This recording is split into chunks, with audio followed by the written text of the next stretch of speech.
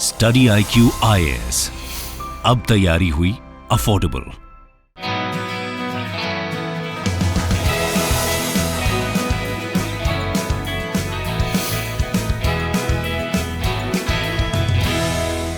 नमस्कार दोस्तों, स्वागत है आप सभी का स्टडी IQ में। मैं हूं आपका दोस्त राहुल सायगांवकर। आज हम लोग हमारी इंटरनेशनल ऑर्गेनाइजेशन की डिस्कशन कंटिन्यू करने वाले हैं और आज हम लोग specifically international organisations connected to judiciary इसके बारे में चर्चा करने वाले, यानी कि जुडिशियल इंटरनेशनल ऑर्गेनाइजेशंस के बारे में हमारी डिस्कशन होने वाली है। इससे पहले भी हमारी प्रीवियस इंटरेक्शन में मैंने आपसे एक जुडिशियल ऑर्गेनाइजेशन के बारे में चर्चा जरूर की थी। क्या आपको याद है? वो हम लोगों ने डिस्कस किया था यूनाइटेड नेशंस की मेन बॉडीज को। आई hope you remember. Main bodies के अंदर हम लोगों ने बात की थी ICJ के बारे में। I hope you remember. ICJ is one of the principal organs of United Nations, International Court of Justice. इसका हेडक्वार्टर कहाँ पे आता है?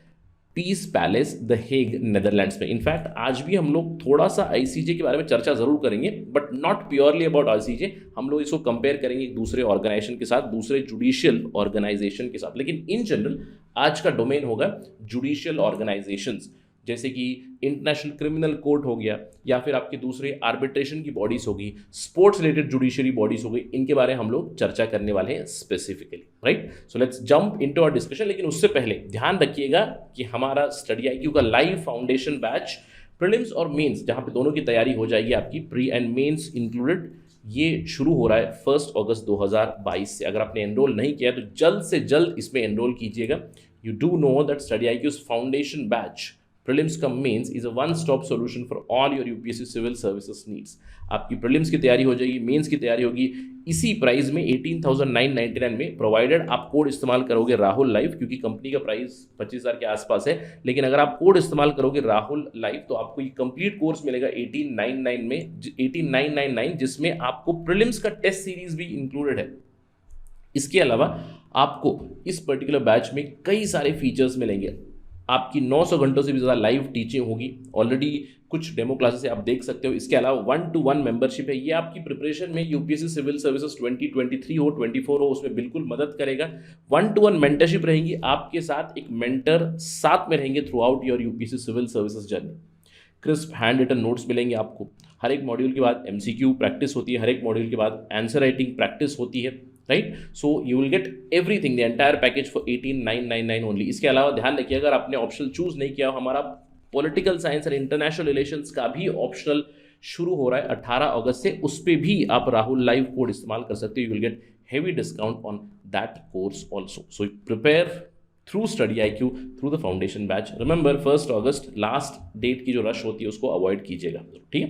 राइट, चलिए बात करते हैं सबसे पहले ऑर्गेनाइजेशन के बारे में, ICC। This is not connected to cricket. हम क्वाइट श्योर कि बहुत सारे लोग क्रिकेट के फैन से ICC का मतलब है इंटरनेशनल क्रिकेट काउंसिल। नहीं, this is not cricket council. We are talking about criminal court, क्योंकि हम लोग जुडिशरी की बात कर रहे हैं। ये इंटरनेशनल क्रिमिनल कोर्ट है, ठीक है? अब देखिए, पहले मैंने आपसे ICJ के बारे में बात की थी, इंटरनेशनल कोर्ट ऑफ जस्टिस के बारे में, जो यूनाइटेड नेशंस का भाग है। जो दो देशों के बीच अगर डिस्प्यूट हो, उसमें वर्डिक्ट्स देते हैं, उसको रिजॉल्व करने की कोशिश करते हैं। यहाँ पे इंटरनेशनल क्रिमिनल कोर्ट है, स्पेसिफिकली क्रिमिनल कोर्ट। अब ये इन्वेस्टिगेट करते हैं और एक्शन लेते हैं अगेंस्ट इंडिविजुअल्स के खिलाफ एक्शन लेते हैं जिन्होंने क्राइम्स किए हैं, जेनोसाइड किए, या फिर war crimes, crimes against humanity, crimes of aggression, इसके खिलाफ ये लोग एक्शन लेते हैं, राइट? ध्यान रखिएगा, इसको बहुत जरूरी है। सिंपल से सवाल बन सकते हैं। मैंने आपको एक सवाल दे दिया, consider the following statements about judicial organisation, जिसमें मैंने पहला स्टेटमेंट दिया ICC के बारे में, दूसरा स्टेटमेंट दिया ICJ के बारे में। तो कंफ्यूज नहीं होना है, ICC क्या करता है, ICJ क्या करता है, क्लैरिटी होनी चाहिए, राइट? तो ICC क्या करता है? इंडिविजुअल्स को प्रोसिक्यूट करता है, इंडिविजुअल्स को इन्वेस्टिगेट करता है for these crimes, genocide, war crimes, crimes against humanity and crime of aggression. इन चारों क्राइम्स को भी ध्यान रखिएगा, that will also be very advantages for you, right? अब ICC की स्थापना कैसे हुई, ICC की शुरुआत कैसे हुई? 1998 में एक मल्टीलैटरल कॉन्फ्रेंस हुई। एक कॉन्फ्रेंस में रोम स्टैट्यूट को अडॉप्ट किया गया। अब ये रोम स्टैट्यूट क्या है? एक मल्टीलैटरल ट्रीटी है जिसके तहत इंटरनेशनल क्रिमिनल कोर्ट को सेटअप किया गया। इसको अडॉप्ट किया गया था इटली में 1998 में। रोम इज इन इटली। और 4 साल बाद ये एनफोर्स में आ गया, यानी कि फोर्स में आ गया, क्योंकि 2022 1 जुलाई को 16 नेशंस, ये रिक्वायरमेंट थी कि कम से कम 60 नेशंस इसको रेटिफाई करें। जैसे ही रेटिफाई हुआ उसके बाद रोम स्टैट्यूट के तहत इंटरनेशनल क्रिमिनल कोर्ट सेटअप हुआ। जैसे कि मैंने आपको बताया 1998 में रोम स्टैट्यूट, 2002 में 60 कंट्रीज ने इसको रेटिफाई किया और उसके बाद आईसीसी की शुरुआत हुई। आईसीसी की 2 वर्किंग लैंग्वेजेस है, ऑल्दो दूसरे लैंग्वेजेस में भी यहाँ पे डॉक्यूमेंट्स आपको मिलेंगे, लेकिन इंग्लिश और फ्रेंच इसकी 2 वर्किंग लैंग्वेजेस है। इसका भी हेडक्वार्टर्स है द हेग, नेदरलैंड्स में। तो आपको ध्यान रखना है आईसीजे का हेडक्वार्टर है द हेग, नेदरलैंड। आईसीसी का हेडक्वार्टर है द हेग, नेदरलैंड। इसीलिए काफ़ी कंफ्यूजन होता है। जैसे कि मैंने आपको बताया, सवाल आपको बन सकते हैं जहाँ पे स्टेटमेंट्स आपको आ सकते हैं, आईसीसी के स्टेटमेंट आ सकते हैं, आईसीजे के, दोनों को इंटरचेंज किया जा सकता है। और आपको ध्यान रखना है रोम स्टैट्यूट के अंडर इंडिविजुअल्स को प्रोसिक्यूट किया जाता है, उनके खिलाफ इन्वेस्टिगेशन होती है, उनके खिलाफ प्रोसिक्यूशन होती है for genocide, for crimes against humanity, for war crimes, crime of aggression. In fact ICC काफ़ी चर्चा का विषय रहा है क्योंकि आईसीसी की एक इन्वेस्टिगेशन शुरू हो चुकी है रिसेंट टाइम्स में अगेंस्ट व्लादिमीर पुतिन। आपको पता है कि रशिया का एक वॉर चल रहा है, रशिया और यूक्रेन का कॉन्फ्लिक्ट चल रहा है, और पुतिन के खिलाफ जो प्रोसिक्यूटर है आईसीसी के, उन्होंने एक इन्वेस्टिगेशन शुरू कर दी है फॉर क्राइम्स अगेंस्ट ह्यूमैनिटी और वॉर क्राइम्स, जहाँ पे यूरोप में आप या जहाँ पे यूक्रेन में मैं कहूँगा वहाँ पे बहुत ज़्यादा अभी भी कॉन्फ्लिक्ट चल रहा है, बहुत सारी लॉसेस हुई है, loss of life, loss of property, उसके खिलाफ एक इन्वेस्टिगेशन ज़रूर चल रही है। आपको ध्यान रखना है इंडिया आईसीसी का भाग नहीं है, यानी कि इंटरनेशनल क्रिमिनल कोर्ट का भाग नहीं है। यानी कि जो भी इंडिविजुअल होगा, अगर जिनके खिलाफ कोई एलिगेशन है जेनोसाइड की, क्राइम्स अगेंस्ट ह्यूमैनिटी की, they will be tried in Indian courts. ध्यान रखना है आपको, India is not a party of Rome Statute, दूसरे कंट्रीज भी नहीं है, जिसके बारे में आपको थोड़ी देर में बताता हूँ, राइट। अब देखिए आईसीसी का जो सबसे बड़ा बॉडी है वो है assembly of state parties. Assembly of state parties के बारे में रोम स्टैट्यूट के आर्टिकल 112 में लिखा गया है, साल में एक बार असेंबली ऑफ स्टेट पार्टीज होती है। यानी कि जो लोग रोम स्टैट्यूट को एक्सेप्ट कर चुके हैं, जो लोग इंटरनेशनल क्रिमिनल कोर्ट की जो जुरिस्डिक्शन मानते हैं, वो हर साल में एक बार या तो हेग में मिलेंगे या फिर यूनाइटेड नेशंस के हेडक्वार्टर में मिलेंगे न्यूयॉर्क में, वंस अ ईयर, जहां पे आईसीसी की जो भी वर्किंग होती है, आईसीसी की जो भी रूल्स एंड रेगुलेशंस होगी, जो भी गाइडलाइंस होगी, वर्किंग बजट, कंट्रीब्यूशन एटसेट्रा, ये सब यहाँ पे डिसाइड होता है।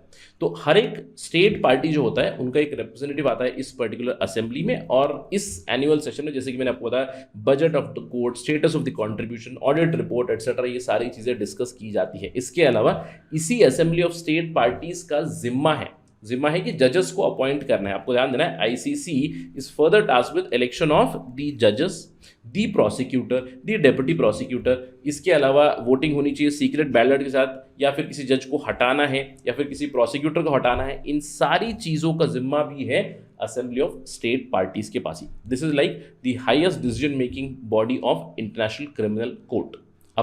अब सवाल आएगा आपको कि क्या इंडिया यहाँ पे भाग लेता है, क्या इंडिया पार्ट है असेंबली ऑफ स्टेट पार्टीज का? एब्सोल्युटली नो, क्योंकि इंडिया ने रोम स्टैट्यूट को एक्सेप्ट नहीं किया है। तो यहाँ पे अगर हम लोग इसके भाग नहीं है तो how will we take part in the proceedings? Please remember, India is not a party to the assembly of state parties also. Common sense tells us, right.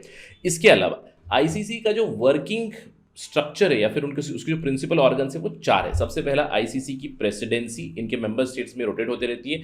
इसके जुडिशियल डिवीजन बने हुए, यानी कि जुडिशियल डिवीजन फॉर जजेस etcetera, office of prosecutor and deputy prosecutor, और eventually आपकी registry. जैसे हमारे कोर्ट्स में होता है कि जो चीफ जस्टिस ऑफ, जैसे सुप्रीम कोर्ट है, वैसे chief justice of ICC would be the president, he or she would have the presidency. इसके अलावा judicial division, prosecutor division and the registry, right, ये इनका स्ट्रक्चर है। इसके अलावा आईसीसी के बारे में कुछ फैक्ट्स हैं। देखिए फैक्ट्स बहुत ज़रूरी है, हर एक फैक्ट एक पोटेंशियल सवाल बन सकता है, एक पोटेंशियल स्टेटमेंट बन सकता है। अभी फिलहाल आईसीसी के 123 मेंबर स्टेट्स है। प्लीज रिमेंबर, 123 मेंबर स्टेट्स ने क्या किया है? They have sign the Rome Statute को साइन किया। 42 स्टेट्स ने इसको साइन नहीं किया, आपको ध्यान रखना है। इसके अलावा जो रीसेंट एंट्रेंट है वो है मलेशिया। अगर किसी को ज्वाइन करना है, सिंपल चीज़ है, उन्हें सिंपल रोम स्टैट्यूट ज्वाइन कर रहे हैं, रोम स्टैट्यूट को साइन करना पड़ता है। इसके अलावा पार्लियामेंट में इसको रेटिफाई करना पड़ता है कि हम लोग रोम स्टैट्यूट के भाग बन चुके हैं और हम लोग आईसीसी जुरिस्डिक्शन को मानेंगे। आपको ध्यान रखना है, केवल रोम स्टैट्यूट को साइन करना इसका मतलब ये नहीं है कि आप आईसीसी के भाग बन जाओगे। साइन करने के बाद आपको रेटिफाई भी करना पड़ता है आपके पार्लियामेंट। इसके अलावा एक बहुत ही इंपॉर्टेंट पॉइंटर है, ऑल्दो आपको ध्यान रखना है international Criminal court United Nations का बॉडी नहीं है, it is independent of United Nations, लेकिन यूएन के साथ काफ़ी क्लोजली काम करता है, क्योंकि आप जानते हैं कि यूएन का काम भी है इंटरनेशनल पीस को मेंटेन रखना, इंटरनेशनल स्टेबिलिटी को बरकरार रखना। तो जहां आप कहीं पे भी कॉन्फ्लिक्ट चल रहा है, जहां पे समझ लीजिए कुछ मिलिट्री क्राइम्स हुए, तो कई बार यूनाइटेड नेशंस भी केसेस रेफर करता है टू आईसीसी। और अगर यूनाइटेड नेशंस सिक्योरिटी काउंसिल किसी मैटर को, किसी केस को अगर आईसीसी को रेफर करेगा, तो जितने भी यूनाइटेड नेशंस के मेंबर हैं they are oblige to cooperate with the International Criminal Court. ध्यान रखना है आपको, it is very very important pointer कि अगर यूनाइटेड नेशन सिक्योरिटी काउंसिल ने किसी केस को रेफर किया है आईसीसी को, तो यूएन के सारे members they will be oblige to cooperate with International Criminal Court. इसके अलावा अगर किसी ने रोम स्टैट्यूट साइन किया है, अगर किसी ने आईसीसी को रेटिफाई किया है, आईसीसी की जुरिस्डिक्शन को माना है, वो वापस भी हट सकते हैं। Formally they can come out of Rome Statute also.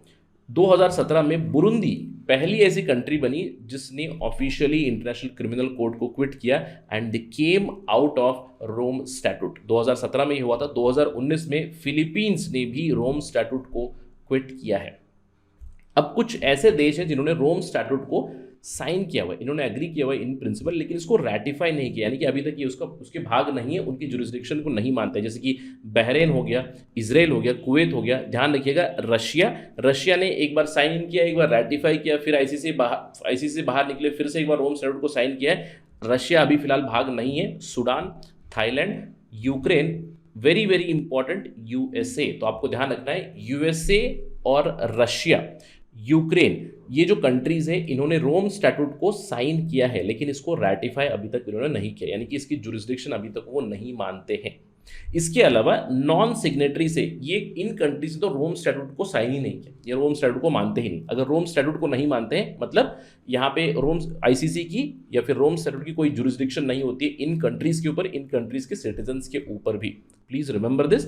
China हो गया, इंडिया हो गया, Indonesia, Iraq, Lebanon, Malaysia, Nepal, Pakistan और साउथ सूडान ने रोम स्टैट्यूट को साइन नहीं किया। Please remember this. इसमें से कई बार सवाल बन सकते हैं कि which of these are party to Rome Statute, तो आपको ध्यान रखना है which of these have signed Rome Statute. तो इस डेटा को ध्यान रखिएगा, ऐसा नहीं कि सारी कंट्रीज आपको याद रखनी है। अगर सवाल बन भी जाएंगे तो प्रिडोमिनेंटली जो देश है करंट अफेयर्स का भाग है या फिर उसके ऊपर कुछ न्यूज़ चल रही है तो वो ऑप्शन में आ सकते हैं, जैसे कि रशिया हो गया, यूक्रेन हो गया, USA very prominent power, China, India, इनके ऊपर सवाल ज़रूर बन सकते हैं, ऑप्शन में ज़रूर आ सकते हैं। So keep a track of these things. इसके अलावा अभी तक की इंटरनेशनल क्रिमिनल कोर्ट की परफॉर्मेंस क्या रही, जैसे कि मैंने आपको बताया, सबसे पहले आपको ध्यान रखना है international Criminal court, I am repeating it again ताकि आपके दिमाग में वो फिक्स हो जाए, आपके मन मस्तिष्क में वो अंकित हो जाए कि इंटरनेशनल क्रिमिनल कोर्ट जैसे ही ये टर्म आ जाएगा तो ध्यान रखिएगा it is connected to individual, it is not connected to country.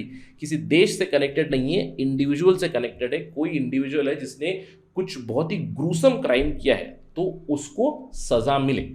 Alright, तो आईसीसी इंडिविजुअल्स को प्रोसिक्यूट करता है, इन्वेस्टिगेट करता है। तो अभी तक 46 इंडिविजुअल्स को इंडाइक्ट कर चुका है, जैसे कि युगांडा के रिबेल लीडर थे जोसेफ कोनी। इसके अलावा former president of Sudan Omar al Bashir को भी इंडाइक्ट किया हुआ है। उहुरु केन्याटा जो फॉर्मर केनियन प्रेसिडेंट है, उहुरु केन्याटा, इन्हें भी इंडाइक्ट किया गया था। इसके अलावा मोअम्मर गद्दाफी को भी इंडाइक्ट किया था, फॉर्मर लिबियन अथॉरिटेरियन लीडर। इसके अलावा आइवरी कोस्ट के जो प्रेसिडेंट थे लॉरेंट बैग्बो, इन्हें भी प्रोसिक्यूट किया गया था। इसके अलावा former vice president of Democratic Republic of Congo Jean Pierre Bemba, इन्हें भी इंडाइक्ट किया गया था। इसके अलावा ऑलमोस्ट 40 ऐसे दूसरे military officers, leaders of different countries who were charged with gruesome crimes, genocide हो गया, crimes against humanity, war crimes, इन सब चीज़ों के प्रति उनके ऊपर इन्वेस्टिगेशन हुई और इवेंचुअली इंडाइक्ट भी हुए हैं। लेकिन आपको ध्यान रखना है दे वर्क और they try cases on individuals. तो इसीलिए एक कंपैरिजन जरूर बनता है, क्योंकि हमें समझना पड़ेगा इंटरनेशनल कोर्ट ऑफ जस्टिस और इंटरनेशनल क्रिमिनल कोर्ट। राइट, ये है Peace palace international Court of justice, UN की बॉडी है। Please remember ICJ is United Nations body, ICC is not a UN body, लेकिन दोनों का हेडक्वार्टर्स आपको द हेग नेदरलैंड में मिलेगा। कब बना था इंटरनेशनल कोर्ट ऑफ जस्टिस? 1946 में। राइट, यूएन बनने के बाद ऑल्दो इससे लीग ऑफ नेशंस के बाद भी एक ऐसी एक कोर्ट थी, उसी को कंटिन्यू किया गया, आईसीजे इसका नाम रखा गया 1946 में। 2002 में फॉर्मली शुरू हुआ इंटरनेशनल क्रिमिनल कोर्ट, 1998 में रोम स्टैट्यूट आया, 2002 में आईसीसी आया। अब यूएन के साथ इनकी रिलेशनशिप क्या है? ऑफिशियली यूनाइटेड नेशंस का एक प्रिंसिपल ऑर्गन है, एक मेन ऑर्गन है, यूनाइटेड नेशंस का एक मेन जुडिशियल ऑर्गन है आईसीजे। आईसीसी इंडिपेंडेंट है, आपको ध्यान रखना है, it is independent of United Nations, लेकिन कई बार यूनाइटेड नेशन की सिक्योरिटी काउंसिल इन्हें केसेस रेफर कर सकती है, और जब भी वो रेफर करेंगे तो सारे यूएन के members oblige, they will be oblige to cooperate with the ICC. इसके अलावा लोकेशन दोनों की एक ही है, द हेग नेदरलैंड। अब आईसीजे की जुरिस्डिक्शन जो है, इंटरनेशनल कोर्ट ऑफ जस्टिस की जुरिस्डिक्शन दो देशों के बीच है। ये मैंने आपको बताया था, अगर कंटेंशियस इशू है दो देशों के बीच, समझ लीजिए इंडिया पाकिस्तान, अगर बॉर्डर का विवाद है या फिर माइग्रेशन का विवाद है या फिर पानी से जुड़ा हुआ विवाद है, मैरिटाइम इशू, कोई दूसरा डिस्प्यूट चल रहा है, इन सब चीज़ों में दो देशों के बीच अगर कोई विवाद चल रहा है तो आईसीजे का रोल आता है, या फिर एडवाइजरी रोल भी आता है, एडवाइजरी ओपिनियन दो देशों के बीच या फिर इन जनरल किसी इंटरनेशनल ऑर्गेनाइजेशन को एडवाइज कर सकता है, तो आईसीजे के पास between the countries and advisory opinion है उनके पास। लेकिन आईसीसी के पास क्रिमिनल प्रोसिक्यूशन ऑफ इंडिविजुअल्स, इसीलिए मैंने आपको एक लिस्ट भी बताई थी यहाँ पे अभी तक कितने लोग इंडाइक्ट हुए, आप यहाँ पे इंडिविजुअल का नाम देख सकते हो, ऑल्दो मैंने यहाँ पे कंट्री का उनका ओहदा भी बताया, जैसे former president etcetera, but they prosecute, they investigate individuals. Subject matter जैसे कि मैंने आपको बताया, सॉवरेनिटी का इशू है, बाउंड्री का इशू है, मैरिटाइम डिस्प्यूट है, ये डोमेन आता है इंटरनेशनल कोर्ट ऑफ जस्टिस का। आईसीसी का है 4 genocide, crimes against humanity, war crimes, crimes of aggression. अब यूनाइटेड नेशंस की बॉडी है आईसीजे, इसीलिए यूएन फंडेड होती है, लेकिन यहाँ पे जो भी इनके मेंबर कंट्री से 123 मेंबर कंट्री से आईसीसी के ये फंड्स देते हैं, ये कंट्रीब्यूट करते हैं, जिससे इनकी वर्किंग होते रहती है, राइट। दूसरे कई एनजीओस हो गए, इंटरनेशनल ऑर्गेनाइजेशंस हो गए, वो भी इन्हें फंड करते हैं। So ICC is funded by the member states and other organizations, right, clear. तो ये डिस्टिंक्शन आपको पता होना चाहिए, क्योंकि इससे जुड़े हुए भी सवाल आ सकते हैं, सिंपल मेंस में भी सवाल आ सकते हैं। Distinguish between ICC and ICJ, कई बार स्टेट पीएससी में ऐसे सवाल आ चुके हैं, यूपीएससी में we cannot expect, but still it is unpredictable, तो किसी भी तरह के सवाल जरूर आ सकते हैं, राइट। चलिए आगे बढ़ते हैं, और एक छोटा सा आपके लिए information, just for your information, कभी कभार अगर ऐसे सवाल आ जाए तो ध्यान रखिएगा। आईसीसी तो 2002 में बनी है, इससे पहले इंटरनेशनल मिलिट्री ट्राइब्यूनल थी, बहुत ही छोटे समय के लिए इंटरनेशनल मिलिट्री ट्राइब्यूनल, इन्हीं कामों के लिए, जैसे कि मैंने आपको बताया, जेनोसाइड हो, क्राइम्स अगेंस्ट ह्यूमैनिटी हो, crimes of aggression, war crimes, इनके खिलाफ प्रोसिक्यूट करने के लिए एक इंटरनेशनल मिलिट्री ट्राइब्यूनल बनी थी वर्ल्ड वॉर 2 के बाद। 1945 में ये बॉडी बनी थी, नवंबर 1945 में। इसके लिए एक चार्टर आया था, charter of international military tribunal. Specifically ये ट्राइब्यूनल बनाई गई थी क्योंकि विश्व युद्ध 2 में बहुत ही भीषण क्राइम्स हुए थे, स्पेशली नाजी जर्मनी में। आपने सुना होगा कॉन्सेंट्रेशन कैंप्स के बारे में, ऑस्विच में, नुरेम्बर्ग में, बहुत ही अलग अलग जगह पे कॉन्सेंट्रेशन कैंप्स बनाए गए थे, राइट। नाजी मिलिट्री ऑफिसर्स जो थे उनके खिलाफ एक्शन लेने के लिए एक मिलिट्री ट्राइब्यूनल बना था, और ये मिलिट्री ट्राइब्यूनल की जो ट्रायल्स थे काफ़ी इंटरेस्टिंग भी थे। आपने यहाँ पे हम लोग political science and international relations में एक कॉन्सेप्ट की बात करते हैं, बेनालिटी ऑफ ईविल। तो बेनालिटी ऑफ ईविल इसी आइडिया से डेवलप हुआ था, राइट। अब ये क्यों हुआ था? क्योंकि देखिए जब ट्रायल चल रहे थे इंटरनेशनल मिलिट्री ट्राइब्यूनल में, बहुत ही फेमस ट्रायल्स है नुरेम्बर्ग ट्रायल्स, जहाँ पे हिटलर ने तो सुसाइड कर लिया था, आपको पता है, हिटलर डाइड, तो हिटलर वाज नेवर ट्राइड। लेकिन हिटलर के जो ऑफिसर्स थे, जो राइट हैंड मैन थे, जो हाईएस्ट रैंक के ऑफिसर्स थे, कई लोगों ने एस्केप किया था जर्मनी से, उन्हें बाद में पकड़ा गया, उनके खिलाफ ट्रायल्स चले in the international military tribunal. वहाँ पे कई लोगों से सवाल पूछे गए, तो उन ऑफिसर्स ने जवाब दिया था कि I was simply following the orders, right, कि मैं केवल ऑर्डर फॉलो कर रहा था। और आर्मी में हायरार्की वही चलती है कि आपको ऑर्डर फॉलो करना है, कि जो ईविल था, इतने ऑर्डर जो भी जिस किसी ने भी दिया था, ऑर्डर दिया था कि भैया कॉन्सेंट्रेशन कैंप में आप 1000 लोगों को मार दो, तो क्या आप बिना सोचे समझे ये ऑर्डर फॉलो कर रहे हो? क्योंकि एथिकली आप खुद को जवाब दे रहे हो कि you are simply following the order. That is the idea of banality of evil, क्योंकि ईविल ने खुद को इतने आसानी से एक्सप्लेन कर दिया कि I was simply following the orders, right. तो ये वही ट्राइब्यूनल थी, international military tribunal, alright. So अभी फिलहाल this is a defunct body, please remember. Nuremberg trials हुए, ऑलमोस्ट 20 सालों तक ट्रायल्स चले, 20 सालों के बाद this body is defunct. So ICC is now which prosecutes individuals for crimes like these. Just for your information मैंने आपको बताया, अभी ये बॉडी काम नहीं करती, it's a defunct body, international military tribunal, right. चलिए आगे बढ़ते हैं और बात करते हैं परमानेंट कोर्ट ऑफ आर्बिट्रेशन के बारे में। What is this permanent court of arbitration? आपने कई बार इस टर्म से जुड़ी हुई वर्डिक्ट्स देखी होंगी। दो देशों के बीच अगर कुछ विवाद चल रहा है तो पीसीए पे चला जाएगा, पीसीए ने कुछ वर्डिक्ट दिया कि दोनों देशों को आपस में इस मामले को सुलझा लीजिए करके एक वर्डिक्ट वगैरह आ जाता है। आपने कई बार सुना होगा चाइना और बांग्लादेश के बीच, चाइना और फिलीपींस के बीच, राइट। तो इंडिया बांग्लादेश के बीच बहुत सारे आर्बिट्रेशन के विवाद भी होते हैं। Permanent court of arbitration it is a place of arbitration. अब आर्बिट्रेशन क्या होता है, आपको ये चीज ध्यान देनी है। Arbitration is a method of alternate dispute resolution. आपके पास दो विकल्प होते हैं, एक तो भैया आप सीधे कोर्ट चले जाओ, you go to International Court of Justice, या फिर जैसे हम लोग क्या करते हैं अभी लोकली इंडिया में अगर कोई केस करना है तो आप डिस्ट्रिक्ट कोर्ट में चले जाओगे या फिर हाई कोर्ट में चले जाओगे, सुप्रीम कोर्ट में चले जाओगे। लेकिन अगर आपको जुडिशियरी में नहीं जाना है, ऑल्टरनेटिवली आपको डिस्प्यूट को रिजॉल्व करना है, मुझे कोर्ट फीस वगैरह नहीं भरनी है, भैया आपस में मामला सुलझाते हैं, तो उसको कहते हैं arbitration. One of the method is arbitration. So permanent court of arbitration एक non United Nations inter governmental organization है। पीसीए भी लोकेटेड है द हेग नेदरलैंड में। तो तीन बॉडीज मैंने आपको बता दी, ICJ, ICC and PCA, all three are located in the Hague Netherland. अब पीसीए एक इंटरनेशनल डिस्प्यूट रेजोल्यूशन बॉडी है, बहुत जरूरी चीज़ है। इसके नाम में कोर्ट आता है लेकिन थोड़ी देर में आपको समझ में आएगा इट्स अ रादर मिसनोमर। इसको एस्टैब्लिश किया गया था 1899 में, one of the oldest bodies, first Hague piece conference में। इसके बाद अगले हेग पीस कॉन्फ्रेंस में पीसीए को और भी ज़्यादा पावर दी गई थी। तो पीसीए करता क्या है? परमानेंट कोर्ट ऑफ आर्बिट्रेशन आपको एक आर्बिट्रल ट्राइब्यूनल बनाता है basically to resolve the disputes. अगर देखिए दो देशों के बीच कुछ डिस्प्यूट है, इनफैक्ट अगर दो ऑर्गेनाइजेशंस के बीच में भी डिस्प्यूट है, दो प्राइवेट पार्टीज के बीच में डिस्प्यूट है अलग अलग देशों से, समझ लीजिए अब इंडिया से रिलायंस है और हम रिलायंस की डील चल रही है, समझ लीजिए आरामको सऊदी के साथ, तो बीच में कुछ विवाद चल गया तो सऊदी का आरामको और इंडिया से रिलायंस चले जाएंगे Permanent court of Arbitration to decide. कई बार इंटरनेशनल अग्रीमेंट्स हो, रीजनल अग्रीमेंट्स हो, मेंबर कंट्रीज खुद से डिसाइड करते हैं। अगर हम दोनों के बीच कुछ विवाद हुआ तो हम लोग परमानेंट कोर्ट ऑफ आर्बिट्रेशन चलते हैं। तो यहाँ पे अलग अलग तरह की केसेस का रेजोल्यूशन किया जा सकता है क्योंकि अंडरस्टैंडिंग से हो रहा है, आर्बिट्रेशन से हो रहा है। अगर समझ लीजिए टेरिटोरियल डिस्प्यूट हो, मैरिटाइम डिस्प्यूट हो, सॉवरेनिटी का इशू हो, ह्यूमन राइट से जुड़ा हुआ इशू हो, इन्वेस्टमेंट से जुड़ा हुआ इशू हो, ट्रेड से जुड़ा हुआ इशू हो, किसी भी चीज़ से, international trade, regional trade, tariff से जुड़ा हुआ किसी भी तरह का केस जा सकता है permanent court of arbitration. Alright. So PCA India Bangladesh का केस चला गया था over a maritime island, right, या फिर इंडिया श्रीलंका का कोई मैरिटाइम विवाद जा सकता है। मैंने आपको उदाहरण दिया चाइना का, फिलीपींस का, चाइना और दूसरे कंट्रीज का परमानेंट कोर्ट ऑफ आर्बिट्रेशन में बाय थ्रू आर्बिट्रेशन। अब पीसीए के बारे में कुछ फैक्ट्स है, बहुत जरूरी है।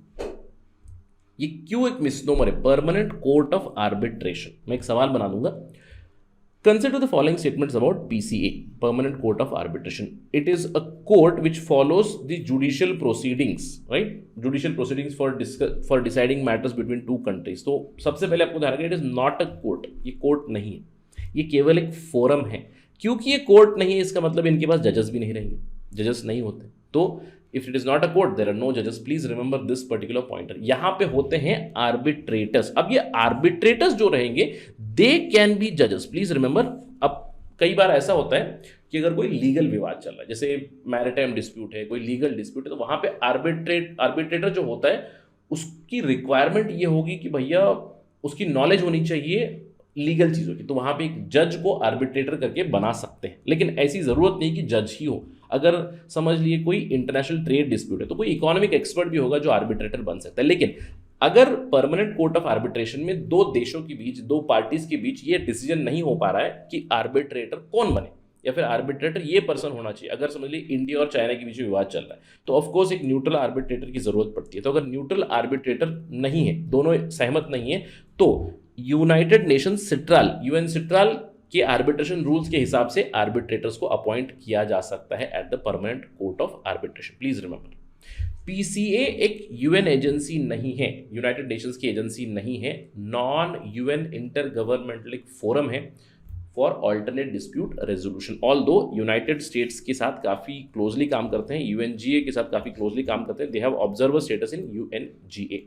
अब एक और चीज़ है, जब दो देश अग्री करके जाएंगे, यहाँ पे देखिए परमानेंट कोर्ट ऑफ आर्बिट्रेशन है, इनका काम क्या है, आर्बिट्रेशन करना है, एक वर्डिक्ट देना है कि भैया पार्टी और पार्टी बीच, आप दोनों के बीच में विवाद है, समझिए 100 रुपये के विवाद है, आप 60 रुपये रख लो, आप 40 रुपये रख लो, इन्होंने वर्डिक्ट दे दिया। लेकिन अगर दोनों पार्टीज ने माना नहीं तो वर्डिक्ट को एनफोर्स करने का कोई पावर इनके पास नहीं है। Please remember this, PCA rulings are binding, क्योंकि अग्रीमेंट से ही हम लोग गए, क्योंकि हमारा अग्रीमेंट था कि अगर कोई विवाद होगा तो पीसीए के पास जाएंगे, तो पीसीए के पास चले गए, पीसीए ने वर्डिक्ट दे दिया, मुझे पीसीए का वर्डिक्ट पसंद नहीं है, तो क्या पीसीए इसको इंप्लीमेंट कर सकता है? ये हम लोगों ने देखा है विथ चाइना, राइट। चाइना और फिलीपींस का जो मैरिटाइम इशू था उस पर परमानेंट कोर्ट ऑफ आर्बिट्रेशन ने वर्डिक्ट दे दिया, चाइना ने कहा हम नहीं मानेंगे, तो there is no way of enforcing because PCA does not have the powers of enforcement, right? चलिए, this was the discussion about PCA. Please remember these facts. इसके अलावा हम लोग बात करने वाले यूएन सिट्राल के बारे में, United Nations Commission on International Trade law. इसके बारे में चर्चा करने की जरूरत है, क्योंकि मैंने आपको यहाँ पे मेंशन कर दिया कि परमानेंट कोर्ट ऑफ आर्बिट्रेशन में अगर आर्बिट्रेटर्स डिसाइड नहीं हो पा रहे, then it can be done through UN arbitration rules, arbitrators को अपॉइंट करना। अब ये यूएन सिट्राल है क्या? ये एक सब्सिडियरी बॉडी है यूनाइटेड नेशंस जनरल असेंबली की। Please remember UNCITRAL, United Nations Commission on International Trade Law. इसकी रिस्पॉन्सिबिलिटी क्या है कि इंटरनेशनल ट्रेड हो, इंटरनेशनल इन्वेस्टमेंट हो, इंटरनेशनल इश्यूज जो भी हो, डिस्प्यूट्स हो, उनको इजीली सॉल्व करे, फैसिलिटेशन ऑफ इंटरनेशनल ट्रेड होना चाहिए। 1966 में यूएनजी ने इसको एस्टैब्लिश किया ताकि रूल्स एंड रेगुलेशंस हार्मोनाइज हो जाए, राइट। आपको थोड़ी देर में समझ में आएगा कि यूएन सिट्राल एग्जैक्टली करता क्या है, क्योंकि इंटरनेशनल ट्रेड लॉ बनाने की कोशिश करता है, मॉडल लॉज, मॉडल कन्वेंशन बनाने की कोशिश करता है, राइट। इसका हेडक्वार्टर्स है in Vienna in Austria, please remember this.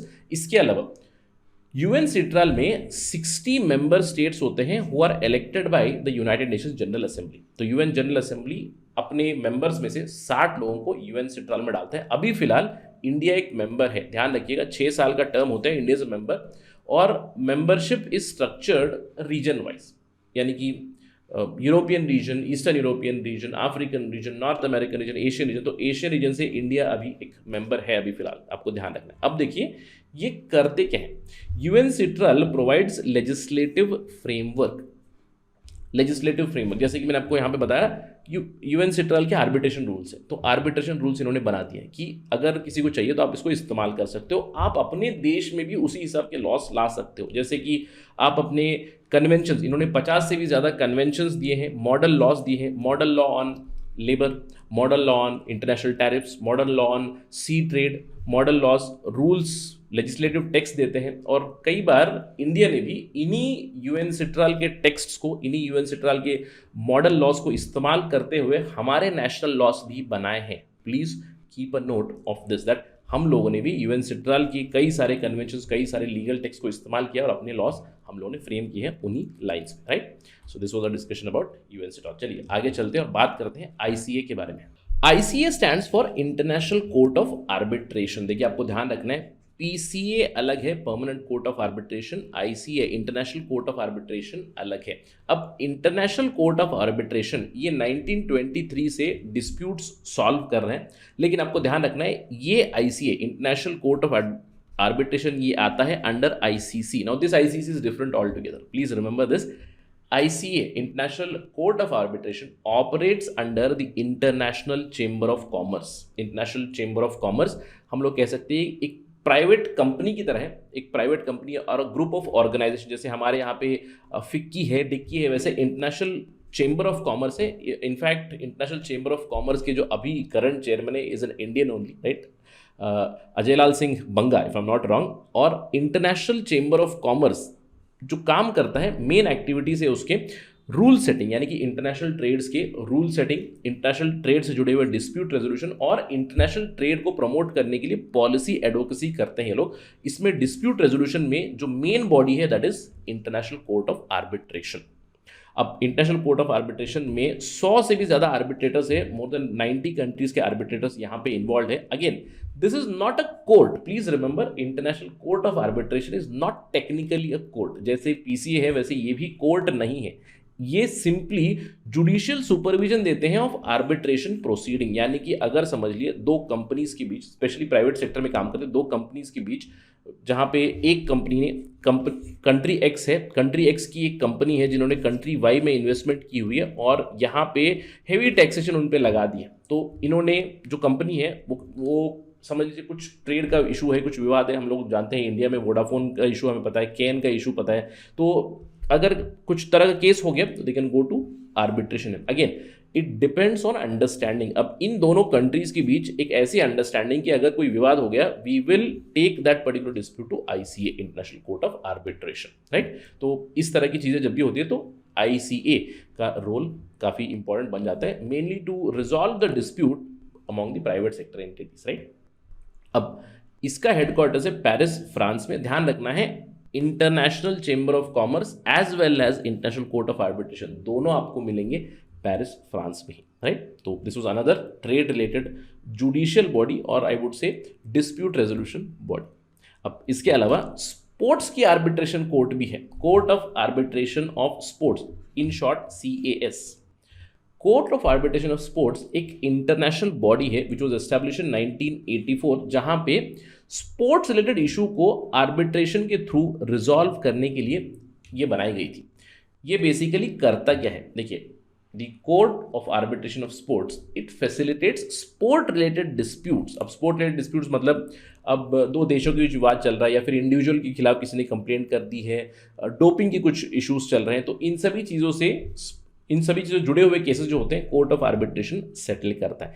Court of arbitration का हेडक्वार्टर है, प्लीज रिमेंबर, लॉजान, स्विट्जरलैंड. इनफैक्ट इसके दूसरे कोर्ट बॉडीज भी है, दूसरे डिवीजन बेंचेस भी है, but headquarter is in Lausanne, Switzerland, please remember that. और इसके अलावा जब भी कहीं पे भी ओलंपिक होता है, जो भी ओलंपिक होस्ट सिटी है, उस ओलंपिक होस्ट सिटी में भी temporary court of arbitration for sports के जो कोर्ट्स होते हैं उन्हें सेटअप किया जाता है, ताकि देखिए जहाँ पे भी स्पोर्ट्स चल रहे हैं वहाँ पे कहीं ना कहीं विवाद होना है. अब मेरे किसी का कंपटीशन चल रहा है, वन ऑन वन कंपटीशन चल रहा है, जहाँ पे समझ लीजिए मैं हार गया एंड आई एम अ सोर लूजर, सो आई कंप्लेंट कि भाई दूसरे ने अनफेयर मीन से जीता है, तो I do complaint and the complaint can go to the sports arbitration court और the court of arbitration for sports, right. यहाँ पे जा सकते हो. कुछ इस तरह के एग्जाम्पल्स. जो CAS है वहाँ पे 300 आर्बिट्रेटर्स हैं अलग अलग कंट्रीज से, more than 80 countries have sent arbitrators, जहाँ पे स्पेशलाइज नॉलेज है अबाउट स्पोर्ट्स लॉ, ताकि चीज़ों को रिजॉल्व कर. अब किस तरह के केसेस यहाँ पे जा चुके हैं, देखिए प्रेडोमिनेटली डोपिंग के केसेस जा चुके हैं. कहीं पे कंप्लेंट चली, किसी एथलीट ने कोई इलीगल ड्रग लिया है, परफॉर्मेंस एनहांसिंग ड्रग लिया है, जिसकी वजह से विक्ट्री होगी. जैसे कि मैंने आपको बताया, मेरा किसी के साथ, समझ लीजिए मेरा किसी का कॉम्पिटिशन था, मैं हार गया, मैं कंप्लेंट करूंगा कि उस पर्टिकुलर व्यक्ति ने अनफेयर एडवांटेज लिया है बाय डोपिंग.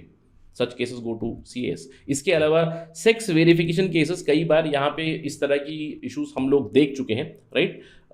सेक्स वेरिफिकेशन की इश्यूज जहाँ पे फीमेल एथलीट है लेकिन मेल हार्मोन्स ज़्यादा हैं, तो इस तरह के इश्यूज हम लोग पहले देख चुके हैं. सेक्स वेरिफिकेशन की इश्यूज यहाँ पे चले आते हैं, या फिर फिक्सिंग से जुड़े हुए इश्यूज हो गए कि जानबूझ के हारा है या फिर मैच को फिक्स किया है, पैसे लेकर कुछ रिजल्ट के साथ छेड़खानी की है, तो इस तरह के केसेस जाते हैं. या फिर रेसिज्म से जुड़े हुए केसेस, स्पोर्ट्स रेसिज्म से जुड़े हुए cases, again they go to the CAS. तो इस तरह के केसेस ये लोग हैंडल करते हैं. क्योंकि हम लोग यहाँ पे स्पोर्ट आर्बिट्रेशन की बात कर रहे हैं, क्योंकि डोपिंग के बारे में बात करें, we need to talk about another body, again not a judicial body पर से, लेकिन एक्शन ले सकते हैं. The WADA can also take action on sports person. World anti doping agency को क्रिएट किया गया था इंटरनेशनल ओलंपिक कमेटी द्वारा, राइट. IOC ने WADA को क्रिएट किया है, वर्ल्ड एंटी डोपिंग एजेंसी. ये बेसिकली स्पोर्ट्स में ड्रग इस्तेमाल ना हो, और यहाँ पे स्पेशली ओलंपिक स्पोर्ट्स में ड्रग इस्तेमाल ना हो, यहाँ पे इसके लिए काम करते हैं. क्योंकि दूसरे स्पोर्ट्स की दूसरी बॉडी से और इनकी कोलैबोरेशन चलती है. जैसे WADA की कोलैबोरेशन है with FIFA works with football, ICC international Cricket council जो है उनकी खुद की भी एंटी डोपिंग एजेंसी है. तो अलग अलग बॉडीज ने अपनी अपनी एंटी डोपिंग एजेंसीज बना रखी है, लेकिन WADA इंटरनेशनल ओलंपिक कमेटी की ये एजेंसी है जिनका काम है कि साइंटिफिक रिसर्च करे, एजुकेशन अवेयरनेस क्रिएट करे, एंटी डोपिंग कैपेसिटीज बढ़ाए और वर्ल्ड एंटी डोपिंग कोड को मॉनिटर करे। ध्यान रखना है आपको, वर्ल्ड एंटी डोपिंग कोड को एनफोर्स करे और इसके प्रोविजंस लाता है UNESCO International Convention against doping. So UNESCO इसको एनफोर्स करता है। UNESCO International Convention against doping से वर्ल्ड एंटी डोपिंग कोड आया है, इस एंटी डोपिंग कोड को वैडा एनफोर्स करता है। Please remember these pointers. तो कई बार स्पोर्ट्स से जुड़े हुए सवाल भी आ जाते हैं। इसके अलावा वैडा का हेडक्वार्टर है is in Montreal Canada.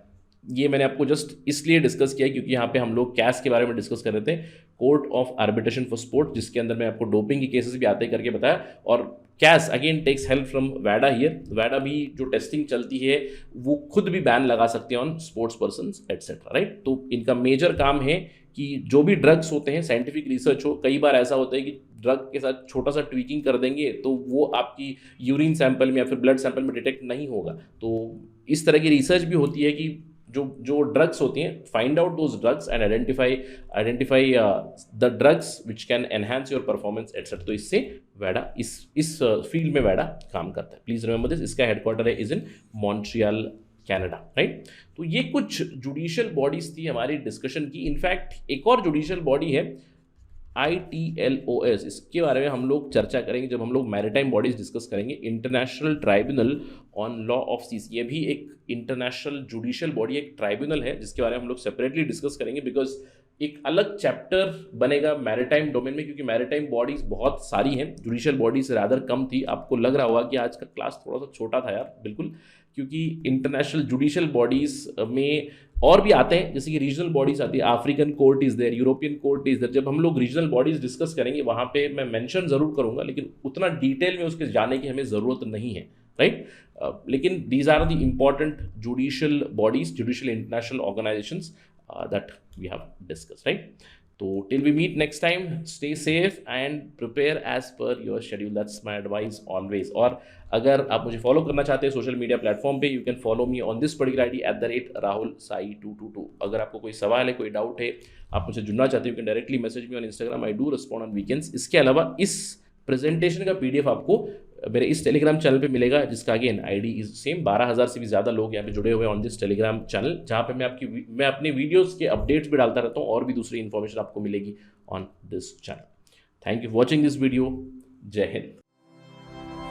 Study IQ IAS, अब तैयारी हुई अफोर्डेबल।